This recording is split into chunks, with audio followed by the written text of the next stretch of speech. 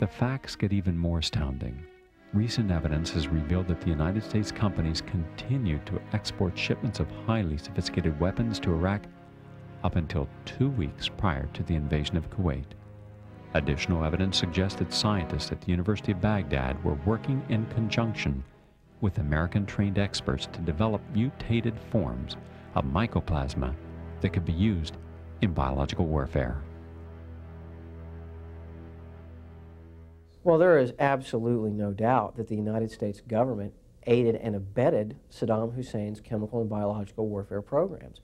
We know that the Commerce Department issued licenses to various American companies to ship dual-use chemical or biological components to Iraq during the 1980s. And one of the biggest scandals, I think, in all of this is that one of the entities that was shipping pathogens, biological pathogens, to Iraq was the Centers for Disease Control. Now, that's absolutely astonishing that a U.S. government agency is going to turn around and ship this kind of material to a dictator who we know has an active biological weapons program.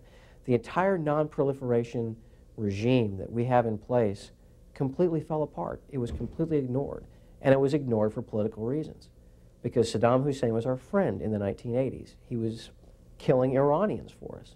He was keeping our oil lanes in the Persian Gulf open, essentially. So it was okay for Saddam to get a wide variety of support from the United States, during that period of time. But in doing that, we created essentially our own Frankenstein in the Persian Gulf. That's really what it boils down to. According to UN officials, Iraq possessed at least 50 bombs loaded with anthrax, 100 bombs containing botulism, and 25 missile warheads carrying other germ agents. Secret Iraqi biological warfare programs were also responsible for the production of at least 78 gallons of gangrene-inducing chemicals that were capable of penetrating the body and infecting wounds.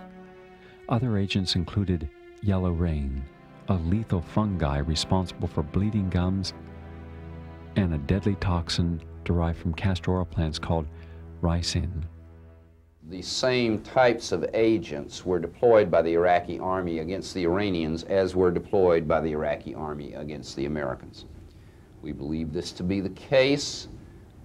Studies will have to be done in the future, but at least we're getting a whole lot of cooperation from the Iranians, whereas we're getting nothing but BS from our own government on this matter. The first time we got bombed was the day of the first day of the war in Dhahran. And we were all scared, and so the rumor went around that they bombed those Scud missiles, so we won't ever have any more chemicals or biologicals, even if that one might have been positive. And so I assured my troops, don't worry about a thing, those are just, nothing. But with the symptoms we would be having during the bombing, when the Patriots would smash into the Scuds, that was bad enough, but it would be like after, when the dust would start to settle from whatever was in those Scuds. I think that's what caused a lot of our problems. Dizziness, and maybe that's why I fell down so much, and others too, And so we would have symptoms afterwards, like rashes. Many of us got rashes. And each time, well, you're allergic to the charcoal that's in your mop suit, Or there was always a plausible reason that was given to us. And I think many of us tried to keep from complaining too much so that we wouldn't frighten the troops, Reserve units observed warheads that exploded, dispersing a purplish blue vapor. During this time, chemical alarms sounded. People exposed to these vapors subsequently became very sick, and many have died.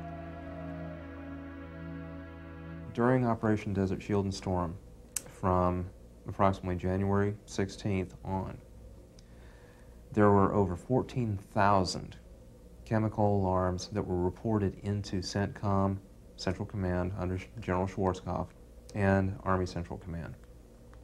Every last one of those over 14,000 chemical alarms was dubbed by the Department of Defense as being a false alarm.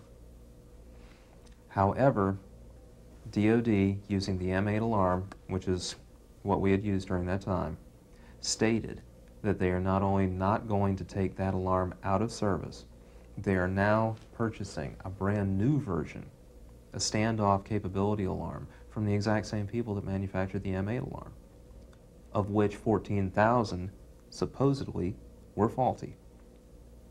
It's clearly documented that chemical alarms went off constantly, and the incidents such as Al Jubail, for example, the troops were told that they'd heard a sonic boom. Many of those troops are very ill, and it's not really explainable through chemicals. So I suspect that could have been a biological attack. I was on the telephone with my son on the 19th of January, 1991. Talking to him, there was another young man that was on the telephone to his mother, a young man by the name of Michael Aycock.